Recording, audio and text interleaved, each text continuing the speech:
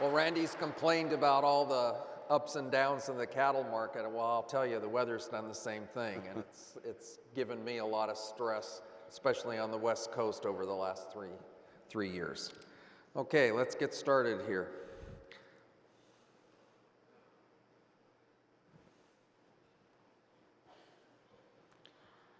Don't know what it's doing.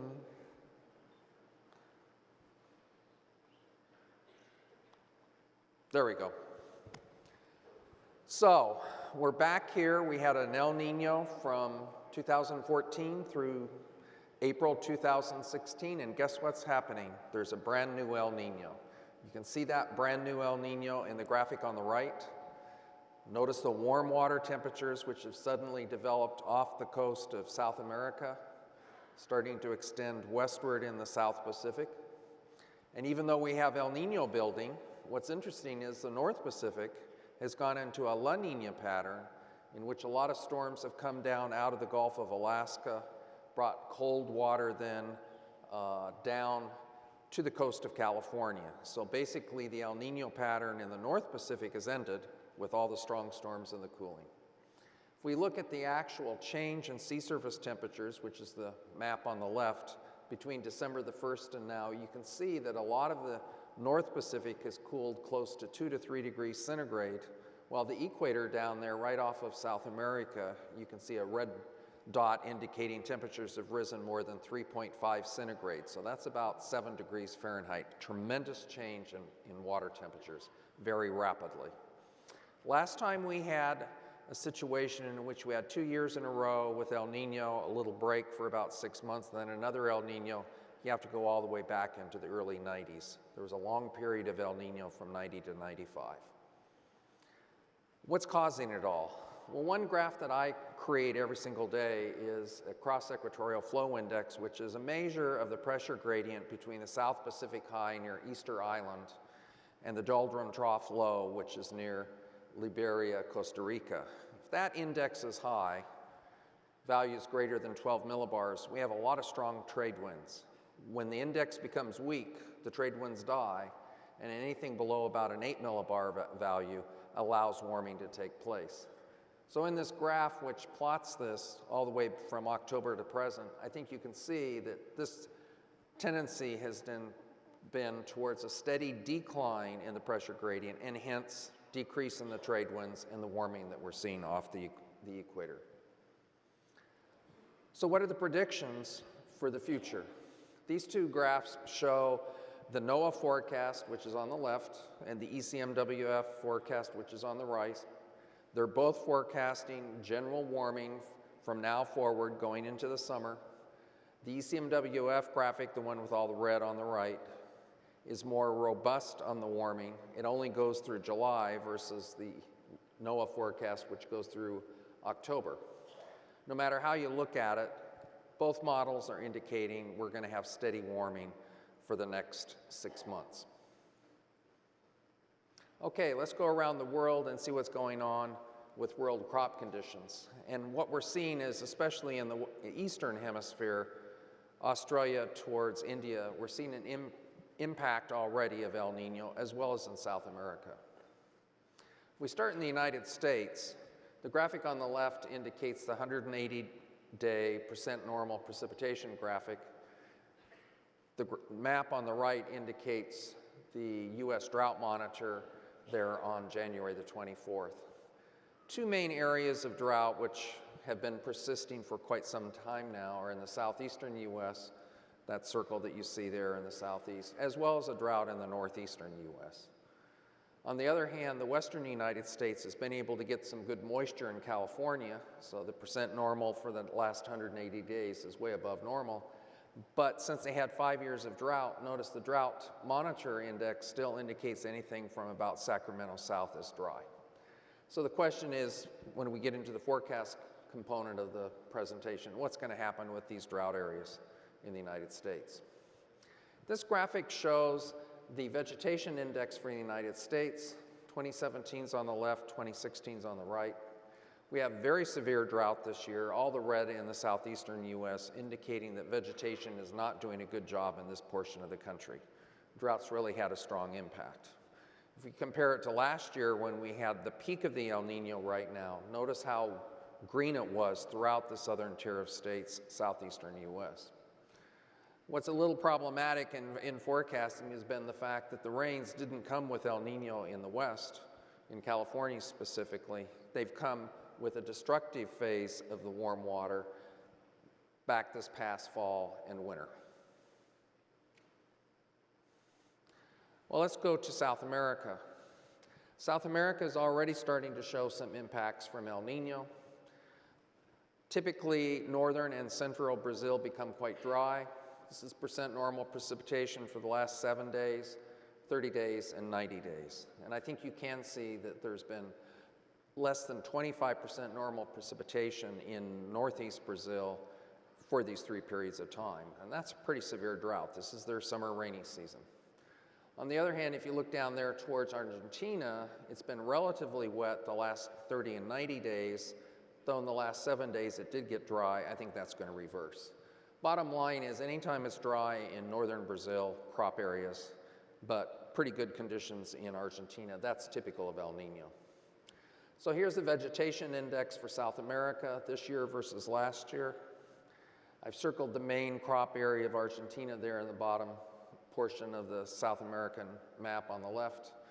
Very good growing conditions, indicating a much better crop than last year. If we look up at Brazil, on the other hand, yes, there's drought, but that area where the drought's occurring this year is actually pretty small, and it's in the far northeast corner. That's not a major crop area. If we compare it to last year, the graphic on the right, that large circle indicates the main growing areas of beans and corn, and it was considerably drier. You see a lot more yellows and reds. So what's the general synopsis for what's going to happen in South America? I think they're going to have a very good crop this year, and in fact, especially in Brazil, it's going to be much better than last year. Australia. Australia is an area that we know has a very strong impact from El Nino. We're already seeing intense drying taking place over the last 30 days and 90 days in the southern wheat areas, but also in the cattle country in the eastern portion of Australia, we're starting to see drying. If we look at the crop index, vegetation index here for Australia this year versus last year, I've put a circle there indicating where drought is already starting to develop in eastern Australia, and I would expect this drought is going to then spread as we go into the May, June, July, August period. So not a good outlook for Australia in terms of wheat, and most certainly not a good outlook for Australia in terms of grazing conditions as El Nino strengthens. Finally, the last growing area in the world that's important right now is India. Most of India has been quite dry, especially in the center part of the country, less than 10% normal precipitation for the last 30, 90 days. But far northern India, which is where the prime winter wheat area is, it's been wet. The greens that you see in there are about 120% normal precipitation. We look then at the vegetation index this year in India versus last year. I've circled that wheat area on the graphic on the left, and we can see that it's mostly green and blue, indicating a very good wheat crop this year for India compared to last year. But more importantly, there's been a dramatic change from December to the current date, in which it went from very severe stress conditions in December, the reds there in the circle on the far left, versus now the blues and greens. So their wheat crop's in pretty good shape. Final comments I'd like to make is that China, their winter crops are kind of dormant right now. However, they've had a very mild winter and they've had good precipitation, so China ought to be in great shape in terms of their winter crops. And also in terms of Russia, the Black Sea area, wheat area, they've had a lot of snowfall, precipitation gradually increased in the fall. They should also have a very good crop. Okay, let's get into the forecast portion of the presentation, the outlook for February and the upcoming spring and summer. When I make my forecast, I take an analog approach in which I look at main centers of action in the atmosphere where the upper level troughs and ridges are. That's the graphic on the left. And then I also look at the sea surface temperatures across the Pacific and North Atlantic. The boxes indicate those main centers in the month of January that we think are going to be important as we go forward the next 6 months. It's a typical La Nina pattern for the 700 millibar heights in which we have a ridge in the central Pacific, strong trough on the west coast, and then a ridge towards the Atlantic. That's what caused all the cooling. On the other hand, if we look at the sea surface temperatures, they're still remaining in an El Nino pattern left over from the long period of El Nino from 2014 through 2016. So looks like the ocean's still stuck in an El Nino pattern, at least in the southern portion of the North Pacific.